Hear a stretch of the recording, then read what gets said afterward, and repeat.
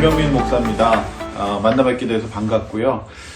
제가 이 책을 출간하게 된 이유는 이제 다음 세대와 또 그들을 지도하는 교사, 또 사역자들, 또 청년들까지 조금 세대를 높여서 말씀 묵상을 이해하고 또 지도하는 데 도움이 되는 그런 자료가 되고자 책을 집필하게 되었습니다. 네, 제가 큐티를 열심히 하게 된 이유는 저는 이제 불신 가정에서 예수님을 믿게 됐습니다. 그런데 이제 제 선생님이 좋은 선생님이 계셔서 선생님이 저에게 복음을 전해 주셨는데요. 그때 제가 고등학교 1학년 때 예수님을 영접했습니다. 그때 선생님이 저에게 이제 생명의 삶이라고 하는 그때만 해도 청소년용 큐티 책이 이제 두란노에서 없었습니다. 그래서 그 책을 가지고 저에게 큐티를 소개해 주셨습니다. 그러시면서 하시는 말씀이 사람이 밥을 3끼 먹듯이 매일 하나님의 말씀을 한 끼는 먹어야 된다. 그래서 말씀을 먹어야지 형민이 네가 또 건강하게 좋은 그리스도인이 될 수 있다. 이제 그런 의미에서 고등학교 1학년 때 큐티를 가르쳐 주셨습니다. 그 이후로 제가 말씀 묵상을 계속 할 수밖에 없었던 이유는 그 말씀 묵상이 없었다고 한다면 그 이후에 제가 이제 신학교를 다니는 과정 또 목회를 하는 과정에 있어서도 저에게 굉장한 에너지가 없었을 겁니다. 그런데 이 말씀 묵상이 저는 어떤 신학보다 또 어떤 교육보다 저에게 있어서 가장 중요하고 소중한 시간이 말씀 묵상이었습니다. 그래서 말씀 묵상을 열심히 했고 그 말씀 묵상을 열심히 하다 보니까 또 큐티 책을 평생 동안 제가 만들었고 또 그것을 강의하고 가르치는 일을 한 20년 넘게 계속 해오게 됐죠. 그래서 저를 아는 사람들은 큐티에 미쳤다고도 얘기하고 또 큐티가 저에게 전부라고도 얘기를 하고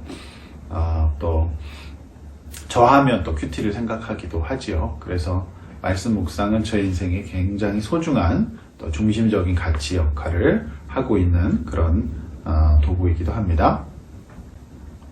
네, 왜 책 제목이 식사하셨습니까? 조금 재미있는 제목이라서 무슨 요리책인가? 또 뭐 먹는 거 책인가? 맛집 소개 책인가? 뭐 이렇게 생각하시는 분들도 계시는데요. 식사하셨습니까는 예수님의 말씀에 근거해서 사람이 떡으로만 살 것이 아니라 하나님의 말씀으로 살 것이다. 이 말씀에 근거한 제목이었습니다. 매일매일 우리가 하나님의 말씀을 섭취하고 또 하나님의 말씀을 묵상하고 또 그것을 가지고 살아가는 이 훈련을 통해서 우리가 이제 건강한 그리스도인이 될 수 있지요. 우리가 밥만 먹고 산다면 우리가 하나님의 자녀라고 할 수가 없는 것이죠. 그래서 말씀은 밥입니다. 또 먹는 것이고요. 그래서 말씀을 묵상한다는 것은 식사에 비교할 수 있습니다. 밥만 먹고 살면 우리가 짐승과 다름이 없죠.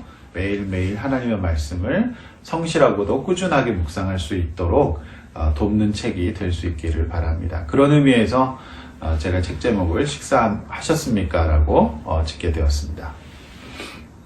네, 그 시중에 그 큐티 관련된 책들이 굉장히 많죠. 저도 이 책을 집필하면서 많은 참고 도서들을 제가 각 주에다가 달아 놓았습니다. 많이 있습니다. 그런데 제가 이 책을 집필하면서 조금 주안점을 두었던 것은 쉽게 읽도록 했습니다.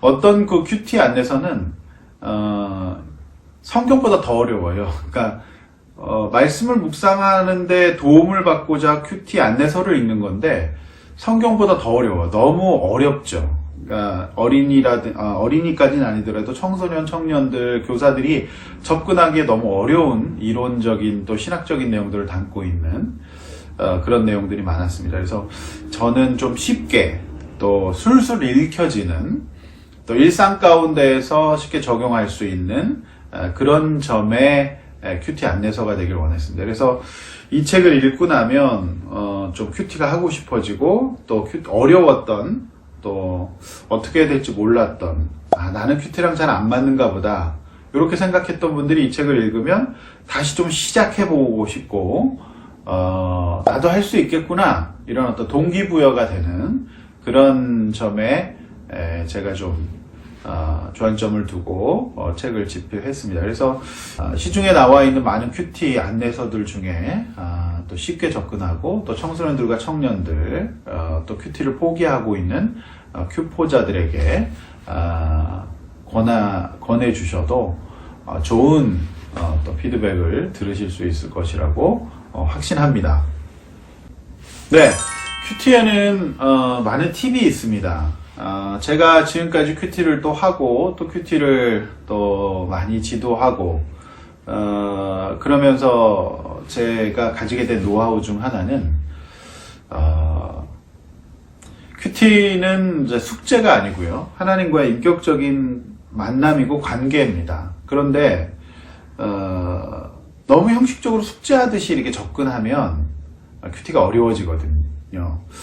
그래서 저는 이제 제 책에도 내내 이제 밝혀놓았지만 준비 단계가 굉장히 중요합니다. 꼭 해야겠다라고 하는 어떤 그 강박관념 속에서 숙제하듯이 큐티를 하게 되면 본문이 워낙 어려운 데다가 또 내가 마음도 준비되지 않았고 환경도 조성되지 않았기 때문에 거의 큐티가 잘 안 될 가능성이 많습니다. 그래서 환경이라든지 분위기 또 내 마음의 자세 이런 어떤 그 준비 단계에 대해서 제가 책에 자세하게 설명을 해 놓았습니다. 또 차도 한 잔, 커피도 한 잔 좀 갖다 놓을 필요가 있고요. 또 음악도 좀 들을 필요가 있고 좋은 또 마음을 차분히 가라앉혀주는, 그리고 또 팁 하나 중에 중요한 것이 간단한 내면 일기 쓰기. 또 여러분이 지금 큐티하기 전에 어떤 마음의 상태인지 또 어떤 이슈가 있는지 좀 이런 것들을 좀 정리를 한번 하는 거죠. 그래서 준비가 잘 된 큐티는 거의 성공합니다.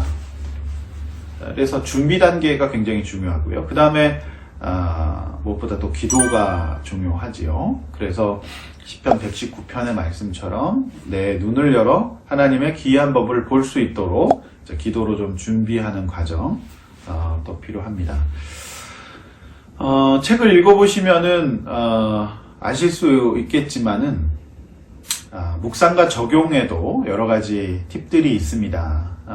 특별히 적용에 대해서 오해들이 굉장히 많으시거든요. 그래서 적용이 잘 안 돼서 부담스러워서 큐티를 포기하시는 큐포자가 되시는 경우가 많습니다. 그래서 적용은 행동 적용은 제일 뒤에 나와야 합니다.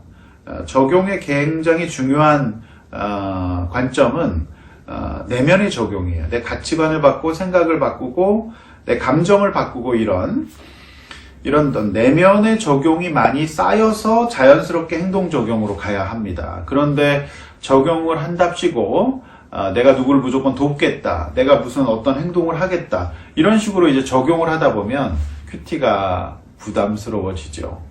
그 다음에 이제 큐티를 유지하고 점검하는 측면, 하고서 잊어버리는 것이 아니라 그날 하루를 그 말씀으로 사는 관점에서 밥 먹으면서 한번 생각해보고 저녁에 잠자리 들면서 한번 생각해보는, 점검하는 것에 대해서 또 제가 좀 말씀을 드려놓았고요. 그 다음에 이제 큐티를 했을 때 교회 공동체에서 덕을 세우는 측면, 또 큐티하는 사람이 어떤 자세를 가져야 되는지, 이제 말씀을 좀 묵상하고 또 내가 이제 큐티를 좀 하다 보면 교만이 또 찾아올 수도 있거든요. 그런 데 대해서도 이제 이렇게 제가 조언을 좀 드렸습니다. 또 하나 마지막으로 드릴 팁은 이제 큐티를 할 때 그 자격적인 조건을 조금 점검해야 됩니다. 구원받지 못한 사람, 즉 예수님을 영접하지 않아서 내 안에 성령님이 계시지 않는, 살아나지 않는, 그러니까 적어도 이제 기초적인 교리, 그러니까 예수님을 영접해야 됩니다. 살아나지 않는 사람은 말씀을 묵상해도 그 말씀 묵상이 제대로 될 수가 없겠죠. 그래서 큐티의 자격 같은 것도 한번 점검해 보실 필요가 있겠습니다. 아무튼 여러분, 저의 부족한 책을 통해서 여러분들이 큐티 초짜에서 벗어나시고 큐티 포기자에서 해방되시기를 주님의 이름으로 축원합니다. 감사합니다.